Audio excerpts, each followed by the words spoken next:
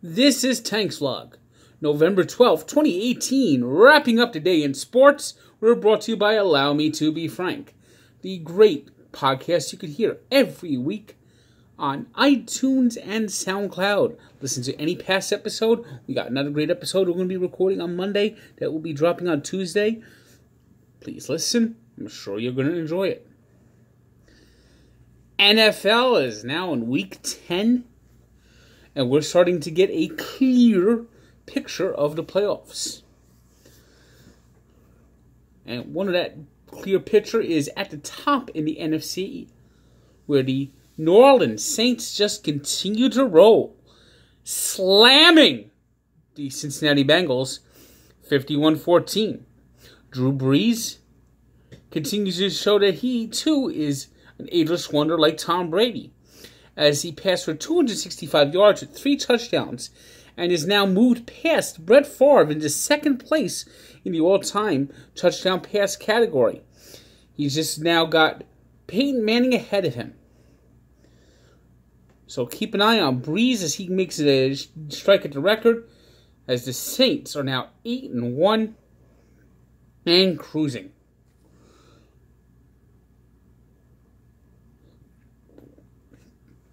The Rams, who suffered their first loss of the year last week to the Saints, bounced back as Todd Gurley continued his MVP stats, rushing for another touchdown, 120 yards, as the Rams beat the Seahawks 36-31 to improve to 9-1. In the AFC, it's the Kansas City Chiefs on top at 9-1. They'll play the Rams next week in Mexico City on Monday Night Football. There's a Monday Night Football game that's going to be appointment television. Oftentimes, Monday night is not appointment television, this week especially, as we watch the 49ers and the Giants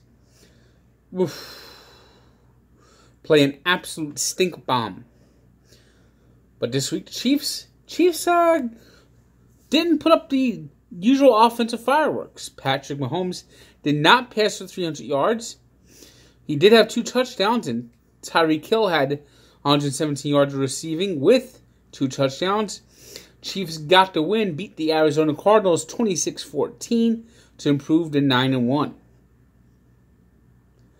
The Patriots, meanwhile, suffered their third loss of the year as they were upended by the Tennessee Titans. Absolute stunner there. Tom Brady did not have a touchdown pass. Titans just took control of the game, 17 points in the first quarter, and never looked back, beating the Patriots 34-10, including a second-half shutout. You know, Bill Belichick is going to be steamed on that one. Elsewhere, there was the Cleveland Browns stopping the Falcons' recent comeback as Nick Chubb had a big day, 92-yard run, over 200 yards total offense, and 2 touch scores as the Browns shocked the Falcons 28-16. It was the Lions keeping pace in the NFC North, leading that division with a 6-3 record as they beat the Lions 34-22. They'll play the Lions again in 11 days on Thanksgiving. It's a little strange to have 2 teams play each other that close together, don't you think?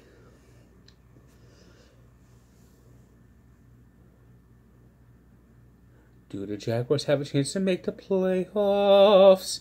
They made it almost to the Super Bowl. Their season was a dream last year. They floated on air. They came back this year as a big favorite to win the Super Bowl. But Blake Bortles remembered he was Blake Bortles. The Jaguars are not going to the playoffs. They're falling apart. Eric Flowers arrived. They lost 4 straight. It's a nightmare. The Jaguars are disintegrating. They're fading away. 5 straight losses this year. 3-6 after a 29-26 loss to the Colts.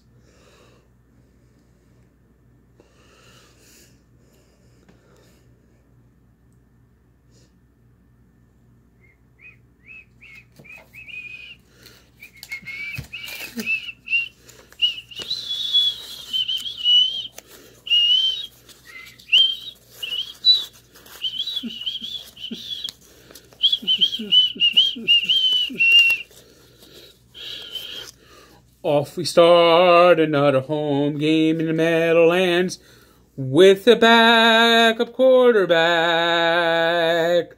Green and white is our hope and honor, but we know it's not gonna last. The season is done, consulate now. Nothing can stop the New York paper airplanes. Bills, 41-10 winners. Matt Barkley, who was on the street with a sign saying, "We'll quarterback for food," led the Bills to victory. 232 yards passing, 2 touchdowns. LaShawn McCoy, 113 yards, 2 touchdowns. New York Jets, absolutely embarrassing. You know, good God. I could only imagine if I was unfortunate to be a fan of that team. I'd be in a straitjacket. I'd be in the air going like this and I'm going.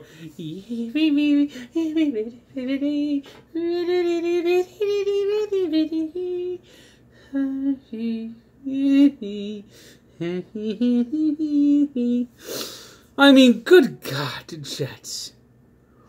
Whew.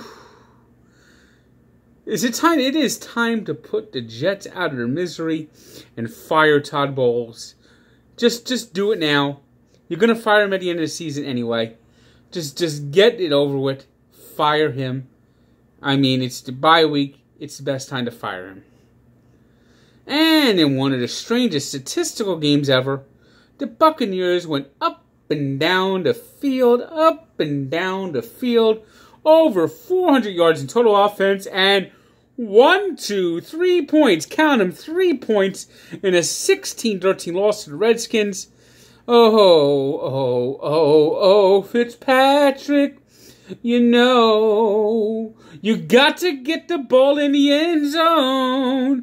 Fitzpatrick, whoa, close only counts in horseshoes and hand grenades. Fitzpatrick, oh, you don't get points for yards. Miami Dolphins. It has been confirmed that Ray Ramirez is now the trainer of the Miami Dolphins as the injuries continue to mount. Every week there's another player added. They had their chances. They were only down 2 points early in the third quarter, and then it just took its toll. Green Bay won the game, 31-12. Dolphins are 5-5 heading into the bye, and good God, hopefully they can get healthy. I mean, this is ridiculous. Do all my teams have to be MASH units?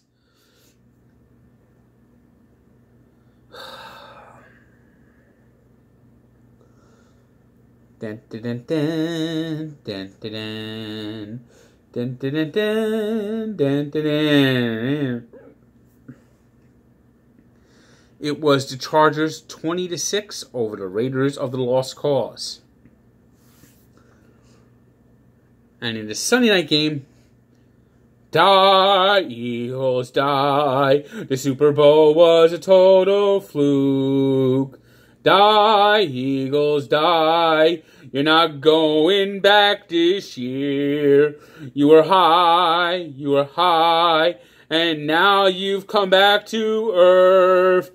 Die, Eagles, die. You're back to sucking again.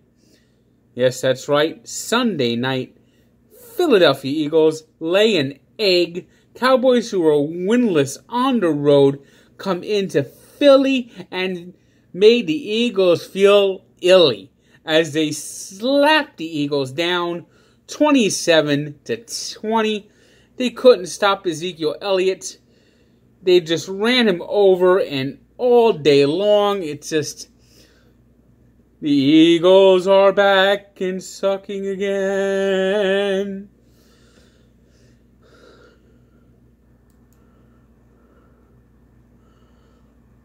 Speaking of sucking, oh God. Every single member of the Devils defense needs to look at themselves in the mirror as they come off of a 1-6 road trip. They need to look at themselves in the mirror and ask themselves, do I have any pride? Do I have any pride? Because right now, it does not look like the Devils defense has a whit of pride, a whit of ability. Andy Green, retire already. Pathetic effort. A pathetic effort. Another pathetic effort. 5 goals again. Good God. As they lost to the Winnipeg Jets 5-2. It was the Wild 3-2 winners over the Blues. The Panthers beat the Senators 5-1. The Coyotes went into Washington and stunned the Capitals 4-1. It was the Bruins over the Golden Knights. Golden Knights, woof, they look like an expansion team this year. A 4-1 winner. The Sharks beat the Flames 3-1. And the Avalanche buried the Oilers 4-1. In the NBA, it was the Knicks losing to the Magic at home, 115-89. Good job. That gives you one win loss closer to Zion Williamson. See, this year it's opposite land for the Knicks. It's opposite land for the Knicks. The Knicks need to lose. The more they lose, the more ping pong balls they get for Zion Williamson. And Zion Williamson is going to be a franchise changer.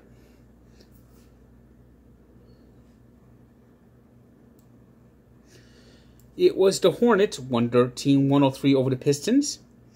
The Rockets, who are reportedly looking to release Carmelo Anthony. Imagine that! You're 4-7, and you realize, we were 60 wins last year. Now we got Carmelo, and we're below 500. We got to get rid of him. He's an anchor. He's an anchor.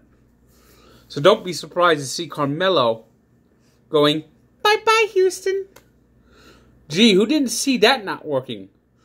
Carmelo Anthony and Mike D'Antoni? Gee, they really got along swell in New York. Yeah, now it's going to work great in Houston.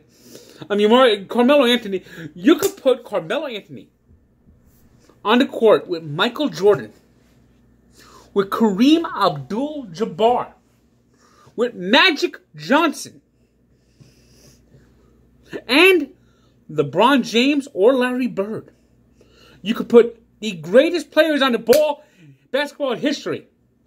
You can have 5 defenders on Carmelo, and he will not pass the ball to any of the legends. No, it's got to be up. It's me. It's got to be me. That's why Carmelo Anthony sucks. And always has and always will. It was the Bucks, 121-114 winners over the Nuggets. The Celtics are continuing their struggles, losing to the Trailblazers 100-94. And the Lakers edged the Hawks 107-106.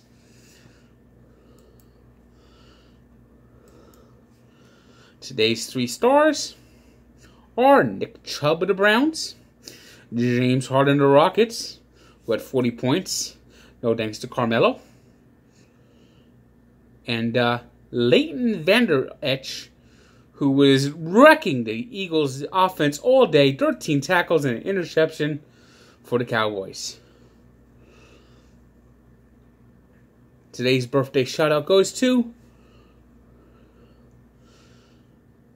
the man who was a slugger, the man who was a juicer, and the man who is in retirement turning to Michael Jackson or a vampire, whatever you prefer.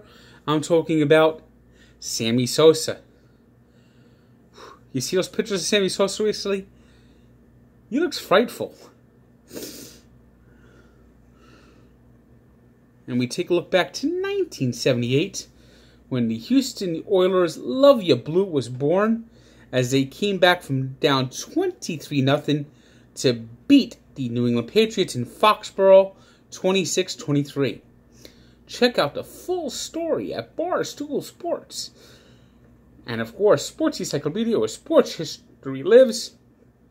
And of course, always listen to Allow Me to Be Frank, the great podcast on SoundCloud and iTunes.